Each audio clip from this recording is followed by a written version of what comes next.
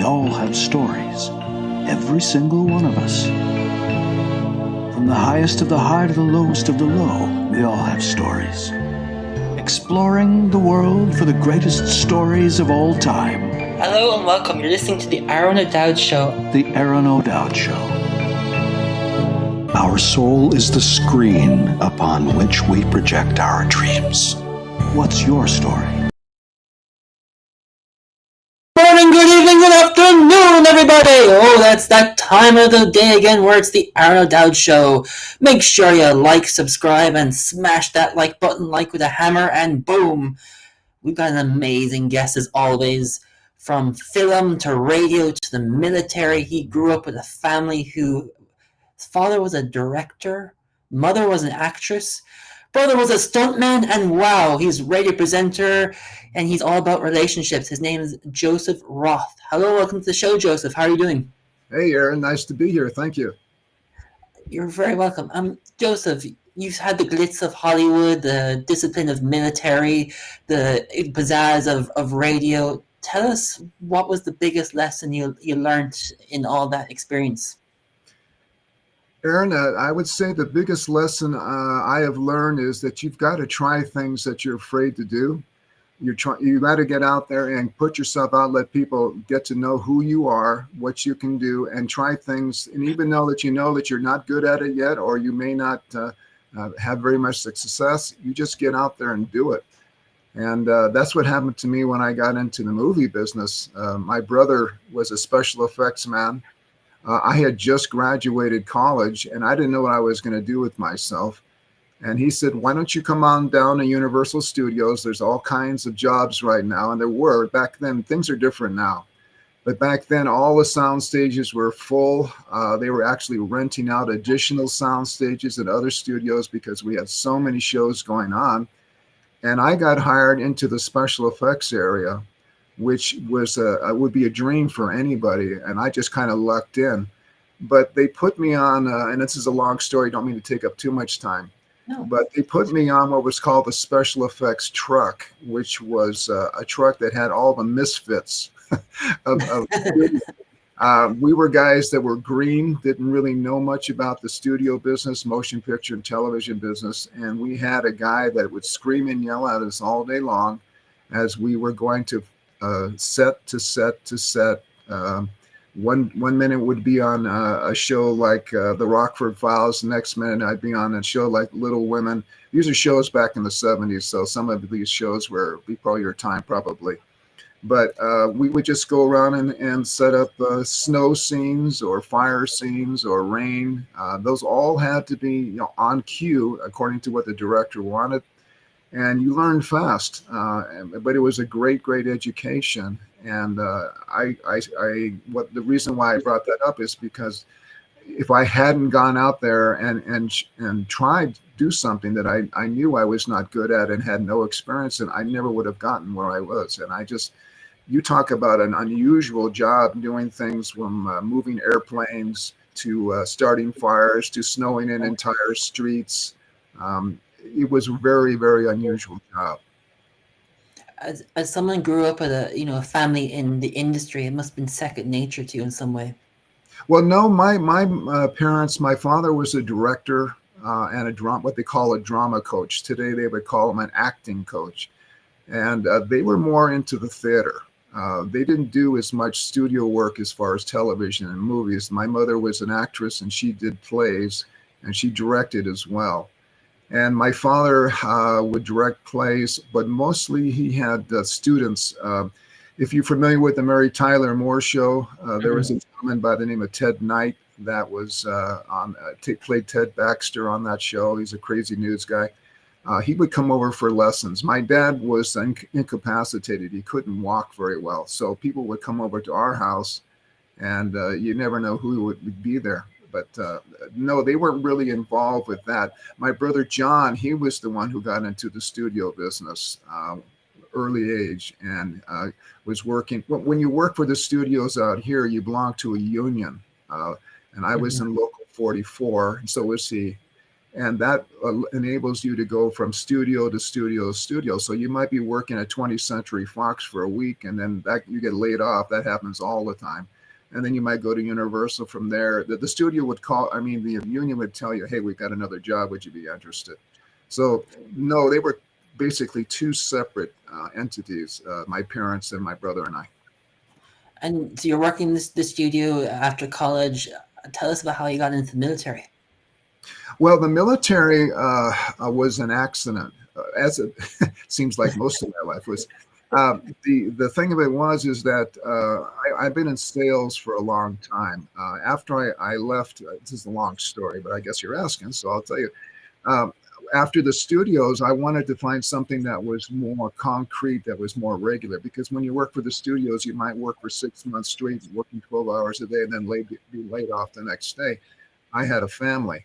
So I asked myself, well, what can I go into that will be, and we'll get to the military in a minute, but what can I get into that's creative, business-like, sales-like? And radio sales came up through a friend. So I started working for radio stations, selling advertising for that particular station. And then after that started to calm down, I was approached by a company to work for them. It was actually in the furniture business. And I would be working on military projects. And that's where that came in. We would go into various bases all throughout the United States, as far away as the island of Guam, which I really enjoyed.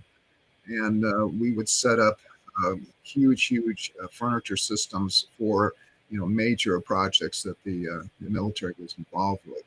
So you kind of just move around and things happen accidentally, and they're all for good purpose. I see you unpacking all these furniture in deserts and everything, setting up. That wasn't cool. No, if you can think of modern system, like when we used to go, now and everything's changed since COVID, but when we used to go to the office, we had cubicles, right? We had cubicles all over the place. Well, all of that has to be designed, all of it has to be set up, it has to be to military standards. There's secrecy, there's all kinds of things. So it was a very interesting job. I worked with, I would say, thousands of military people over the period of 15 years. What did you like about it? The military, or yeah, let's focus on the military first, and we'll kind of break it down into the acting and the radio, and then what you do as a relation coach. Well, the military people are some of the finest people on earth. They're very honest. They're very down to earth. You work with them, and you're very proud to be a part of this, because they're both men and women that are doing these jobs, and they don't get paid well. That's the one thing. And they are ordered to go one day, into a completely different area, take their families with them. They're a true servant, and I really enjoyed working with them. And of course, being around all that military stuff. I'll give you a little quick story. I was in Hawaii at Pearl Harbor. One of the places that I would visit very often would be Pearl Harbor, or Hawaii, and Guam. And I'm out there at a restaurant that's right. I'm on the base. I'm right by the shore. I'm at the restaurant eating. It was the officers' club, and I look out, and there's a submarine taking off from one of the docks out of Pearl Harbor, and it's just something you don't see every day. In fact, I think I saw more things than other military people did, because if you're in the Army, you stay on an Army base. If you're in the Navy, you stay in a Navy base. Well, one day I'm in an Air Force base, next day I'm with Special Forces, next day I'm with the Coast Guard. So I'm seeing all this stuff, and it's just fascinating. So that's what I liked about that. But as far as radio, it gave me the chance to be creative and do sales at the same time. When you're selling advertising on a radio station, you're creating the spots. We call them spots or advertisements, same thing.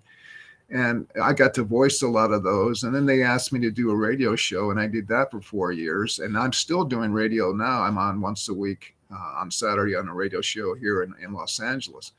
But the creativity, working with very creative people who can do voices, who can voice act, who can create things off the top of their head, then getting rewarded handsomely sometimes when you sold a nice big contract. It just was a great mix of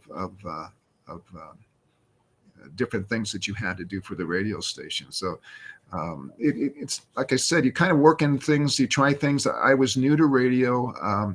when I first got the job. It took me 3 years for the radio station to finally hire me. I kept bugging them. And in the meantime, I would go to places like UCLA, which is a major university here, and take radio classes to prepare myself. And that's the other thing I would say: prepare yourself. If you want to go into something and you're not really there yet, start working with professional people, like where you and I met with Forbes Riley. This is the key. You work with professional people who already have their act together, and you learn from them, and you shave off a lot of years of unnecessary experience, or trying to get the experience because somebody else has already done it for you. Basing the experience and learning how to use your voice as a tool, you probably came to understanding, hey, I've got a tool here. How can I mold it to be entertaining for people either listening to me on radio or sales in some way? Yeah, you have to talk to somebody like a conversation. You have to speak. Let me back up. You should speak to somebody like it's a conversation, like you and I are having right now. There are announcers that you hear sometimes that I can't even imitate them, but they sound very, very blown up, and they don't sound real. And people are tired of that. People need to hear a human voice. I think radio is actually a better sales tool than television is, because the theater of the mind has to come into place when you're hearing the spot, the advertisement. And I wrote some spots that I kept on my station for actually a year. And that's a big no-no in radio. You don't do that. But because it was so effective with the sound effects and things of that nature and the voice, it kept getting my advertiser more and more business. And I must say, I'm not going to take this off them. It's working. And you don't remove a radio station ad because people are tired of hearing it. You remove it if it's not working. And it kept working and working and working. And that was all theater of the mind. It was a doctor. If you don't mind, I'll go into it real quick. Yeah, he was a doctor in the heart of Los Angeles. He was a black doctor. He specialized in internal medicine. And I interviewed, this is what I do with all my clients, I interviewed his business manager or the client themselves. And I said, what's different about this doctor? And he said, well, he still makes house calls. Now, that was very unusual for a doctor. You always went to the doctor yourself. You never had a doctor come to your house, and he still made house calls. So I created an ad where you hear a horse and carriage pull up, and that's the doctor coming off the carriage to come see you, like the olden days. And it had great music, and I had a great announcer who voiced it. And of course, I'm not doing it justice in the description I'm giving you, but it was excellent. And people responded to it because it was very human. A doctor still makes house calls. It's quite different from the sterile doctors that you go, I shouldn't say sterile doctors, but the sterileness of going to a hospital or a medical office building. What was so special about your ads in communicating them, Joseph? Well, I think that I really, really tried to think, what would somebody want to hear? What would somebody respond to? Paul McCartney was interviewed before. Was always interviewed, of course. And one of the things that caught my attention was he said, whenever I put together my performance, I think to myself, if I was in the audience, what would I hear? What hits would I want to hear me play? And that's how he decides on his set list when he does his concerts. And it's the same thing in my advertising or my radio copy. What's the button that I'm going to push that's going to make you happy? What's it? It's always the saying, what's in it for me? And that was what I went after. How can I make you feel like we have something that's going to be of use to you, not just something that's going to sit on your shelf and gather dust? Wow, for sure. Everyone that's listening, make sure to like, subscribe, and comment as we can answer your questions. But Joseph, you're the communicator that fixes things. Tell us about how that came about for you. Another accident, Aaron? Oh, no way. No, not really. Actually, what happened was, it's very interesting. About 3 years ago, the company that I was working for, and that was one of the companies that I did all the military stuff, it's when COVID happened and all hell broke loose. They started laying off complete divisions. They got very nervous. And one of the divisions they laid off was the military division, which was what I was in, and a few other the guys. And so I had gotten to a point where I decided, you know what, now it's time to do something that I want to do. I've helped people make hundreds of thousands and millions of dollars over the year in my sales practices. That's great. And I've been rewarded too. But now I want to do something that I find interesting. And I kept noticing, being a single guy, I kept noticing the mistakes that guys were making with girls. And it was just so blatantly obvious. And I thought, you really shouldn't have done that, or you really should do this. And I decided to form what was going to be called the Gentleman's Seminar. It was going to be for men only, to teach them how to work in the world of women. And then I thought, wait a minute, women are just as bad in a lot of sense because they don't understand men. And so I decided to put together the courses that you and I are talking about. And they're basically they are relationship building. I call them advanced relationship building because what we do is we go really a lot deeper. I've been to a number of the courses on relationships and dating and things like that. And don't get me wrong, there's a lot of good information, but they don't go as deep as I do. And so one of the things that will differentiate me from, say, another course is that I look at what makes up a woman internally and what makes up a man internally. We see the exterior. We love what we see on women, but we don't know what's going on inside of them. What's the jet fuel that's creating their emotional being, how they make decisions, why they say things the way they do, why they don't do things the way they do. And the same thing for men. And what I found out is it's all in the chemicals. And that's one of the main sources, or one of the main chapters of my presentation. I call it, it's all in the chemicals. Women run off of estrogen, which is a completely different chemical than what men run off of, which is testosterone. Now, there's other chemicals in the body too, but those are the two main chemicals. When you start understanding why women act the way they do, it's not because they're women, it's because what's going on inside of them. Their brains, our brains, you and I, male brains, are swimming in these chemicals, and they affect how we think, how we act, how we react, how we look at things, how we make decisions. It's a huge, huge factor. And so that's why I say I go deeper, because I want men and women to understand, well, this is why he says the things he does. This is why she talks so much. This is why he has a short attention span. There's reasons. It doesn't just happen. So we start off deep. We go there, and then we look at the love languages. We also look at the languages that men speak, which is masculines, and we look at the language that women speak, which is femme speak, and we look at the characteristics. And when all that starts to come together, now things are starting to make sense. As they say, you never graduate from the school of woman. You will never understand women completely, but you'll have a much better idea. And by the way, they appreciate it when they see that you are making an effort. It scores big points. It separates you from 99% of the other guys.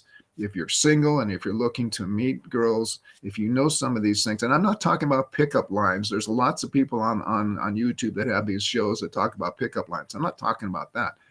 Once a woman sees that you really understand her, that you're actually listening to her and you're not trying to fix things right away, these are some of the things that we teach, she just naturally gravitates towards you. And you don't have to have a six-pack, and you don't have to be 6'5" and look like, Brad Pitt.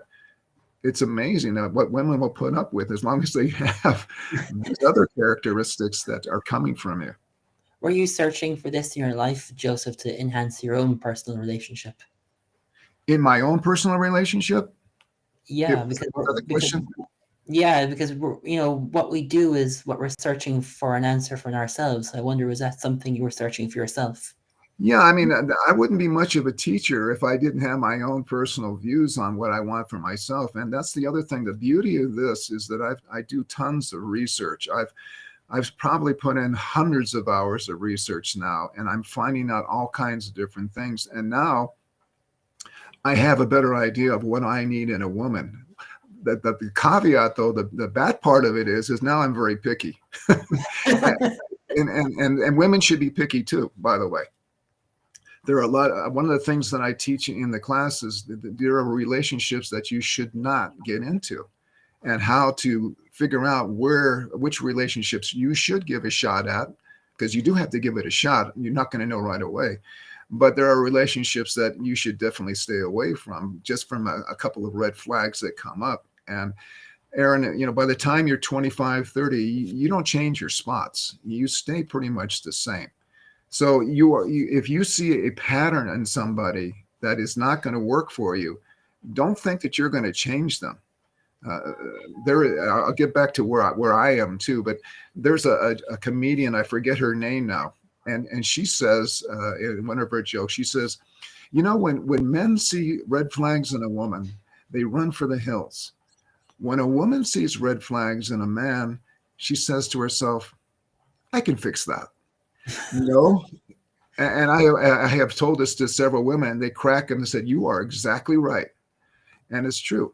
But the thing of it is that people don't change their spots. So there are relationships that once you see that, you let it go. You go on to the next person and you expand. Now, for me, what I've done is I'm looking for a very particular type of woman. I'm not looking for the trophy wife that has, she's just absolutely gorgeous and people are fainting as she walks by. But of course, you have to be attracted to that person first. A man is very visual. Women are visual too. They don't like to say they are. They don't like to admit it as much, but they are. But as a man, I have to be attracted to her, and then I have to be attracted to what's inside of her. And if you can find a woman who's supportive, who listens to you, who wants to be there for you, and is not more onto her own, you have struck gold. They're harder and harder to find, and that's what I'm looking for. That's why I said earlier I'm more picky now, because there's no sense of getting into a relationship that is not going to work out. The whole idea of being in a relationship is to make your life better, to make both of you, the two of you are better as a whole than separately, and that's the whole idea. So you've got to process that. I guess you're one of those guys. You gotta be careful going into a bar, because you can see spots all the relationships and think, oh no, this is going to happen, that's going to happen in some way based on what you learned and what you're doing. Well, sometimes we just have to learn the hard way, and I learned the hard way. I've been divorced. Okay, I've gone through that, and you want to talk about a learning curve. Boy, did I learn a lot about me. And I learned a lot about women eventually, because that was one of the reasons why I went into this. I wanted all the pain and suffering that I went through. First of all, number one, I don't want anybody to go through it, because going through a divorce is horrible.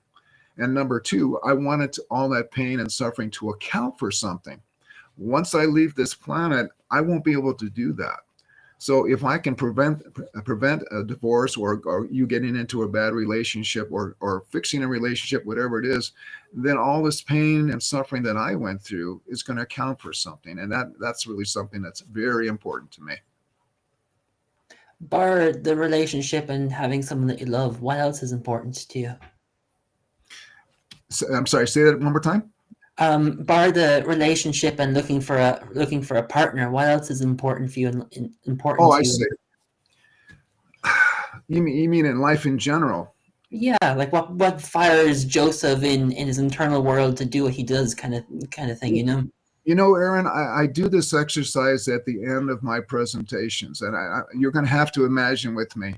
But I take off my belt, and people think, what is he doing? And I don't even tell them I'm going to do it. I take off my belt and I say, at this end, this is the tip. Okay.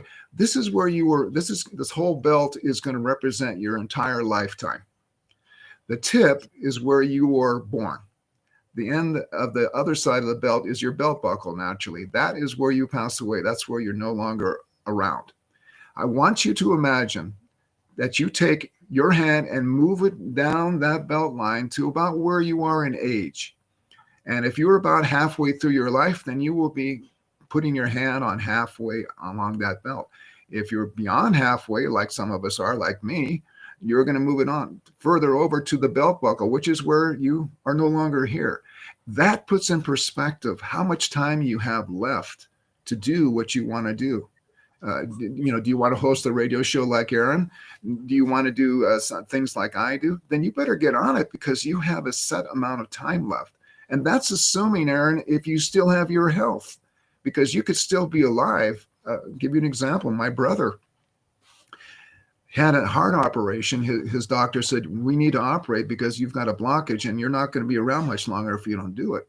He had the heart operation, and he was in good health, considering his age. He had the heart operation and he was fine, but he went to recoup in one of those homes where they recoup people, and he had a stroke. And so now he's still alive, but he can't do all the things that he used to be able to do. He can't drive a car when he wants to. Certain things people have to do for him, if you know what I mean. Mm-hmm. And it's all different now. So what I'm saying is, you take that belt and you look at it and say, how much time do I have left in this world? And that really puts into perspective, hey, I better get on the stick here if there's something I really want to do. And that's one of the most important things that I think I teach, is that it kind of like upsets people at first. But do you want me to sugarcoat it, or do you want me to give you the truth? And this is the truth. You have X amount of time. You want to do something. You want to go on that cruise. You want to ask that girl out. You do it now. And if you fail, so what? Joseph, if you could give, the 3 tips you've learned, or some piece of wisdom to enhance relationship, what would it be? Well, the first thing I would say is, and this would, Aron, this would be with anything.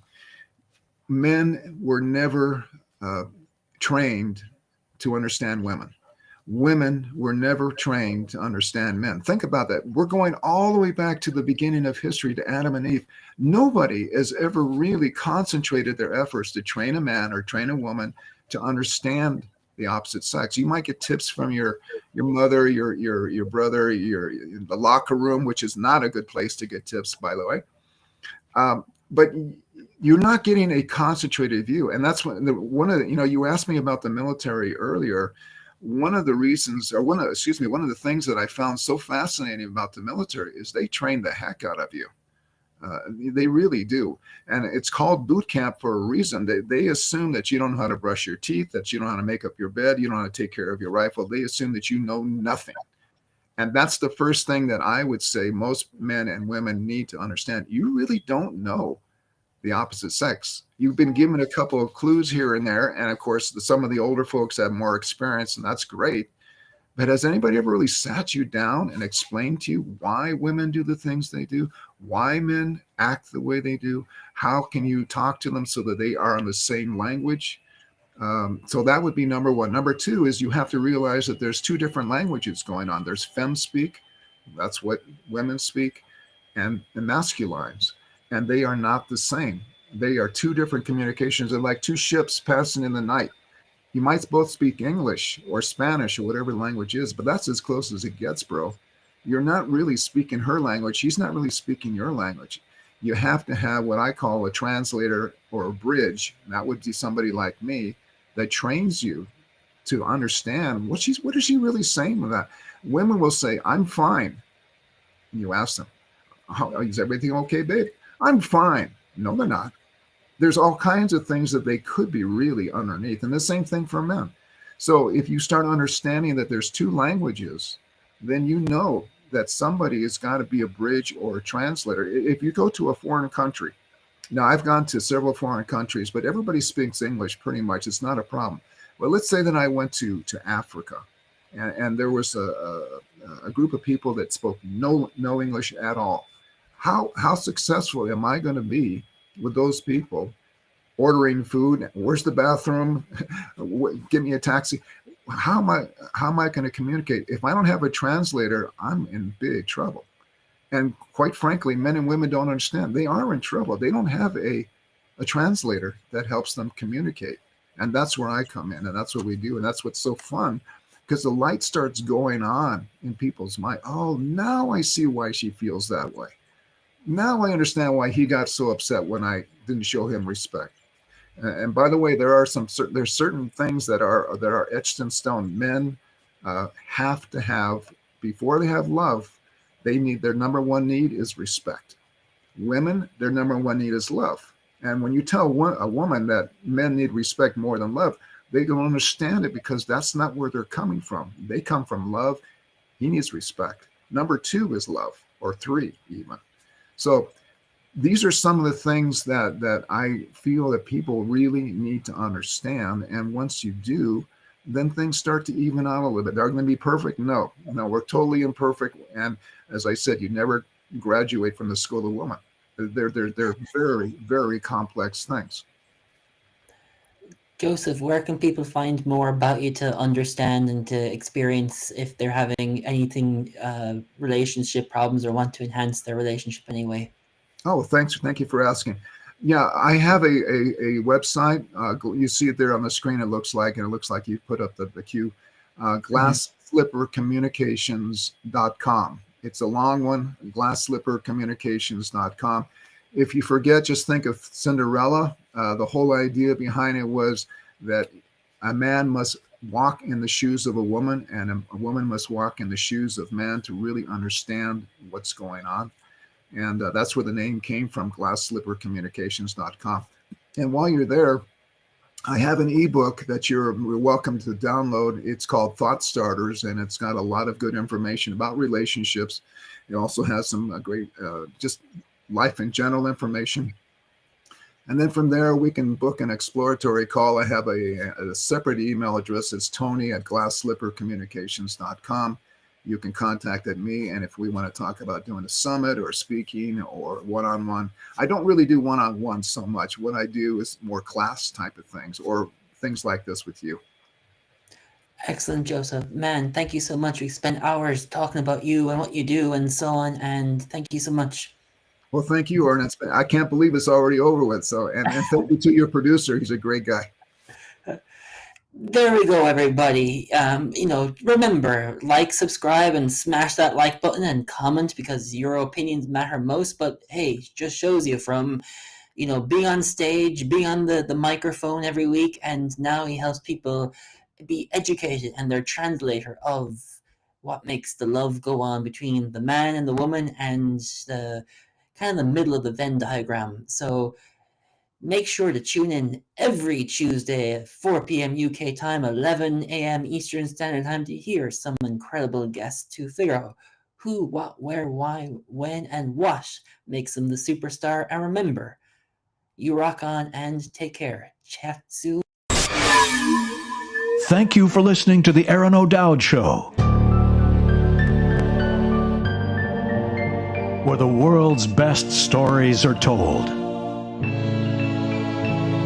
If you like, please post a review or subscribe to the show. To find out more, contact us at aronodowd.com. That's ARONODOWD.com.